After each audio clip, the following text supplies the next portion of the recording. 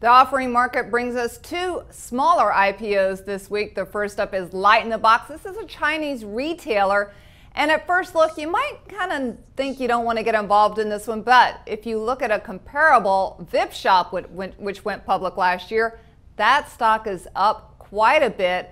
Francis Gaskins joins me. So Francis, you know, I remember VipShop when it went public. I was surprised that it was doing so well.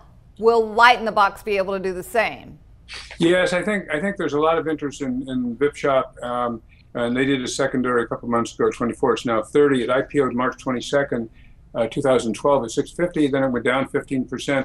Part of the problem there was that people don't like Chinese IPOs because there's a lot of corruption in China in the business area. But VipShop did well, and I think this one, if it's clean like that, it looks good. I really like LightInTheBox. It's got top-line revenue increases. It's increasing customers at a good rate. The customer repeat ratio is 30%. 30% of their sales for the March quarter came from repeat customers. They're expanding their product line, about 14,000 for the first quarter in March. One of the things they provide is that they talk about in the filing is wedding dresses, and they say the average price for wedding dresses is like $1,100, $1,200, and you can buy. People can buy wedding dresses there at like $219 and have them altered. So I think they found a good niche. It's like a VipShop, and in a sense, it's like Amazon. It turns out, in the terms of the price to sales ratio, it's priced between VipShop and Amazon. So I think they have a loyal customer base. I think it's expanding. The biggest markets are the U.S. and Europe. What they do is they contract out their manufacturing in China to the relatively low-cost places. They just turned a profit in March. They had a new S1 filing May 30th, and that updated the year-end figures, and so they've just moved into profitability.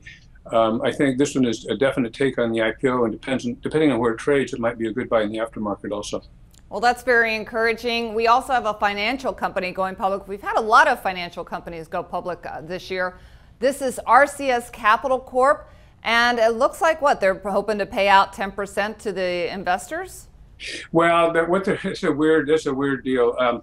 The real parent is American Realty Properties, which takes investor money and they put it into non-registered REITs and real estate offerings. They had a pretty good year last year. What this one is this is really a shell company. All it does is takes 10% of their income from 3 subsidiaries that service the actual parent. And one of the things I don't like about it is 97% of the voting is for insiders. That suggests they don't have a lot of confidence. But only 10% of the company is going public. And what they're doing is they're going to pay dividends on only that 10%, and it'll be 3.6% a year. That's what they're hoping for. So it's kind of a weird deal. It's not really an operating company. It's just put together, I think, just to take advantage of the fact that the averages are very high and the IPO market is doing very well. So I would stay away from that one. All right. Well, there you go, investors. Stay away from RCS Capital Corp. But if you're looking maybe for a good offering, it looks like LightInTheBox could be the one for you. That was IPO Desktop President Francis Gaskins, and I'm Deborah Borchardt with The Street.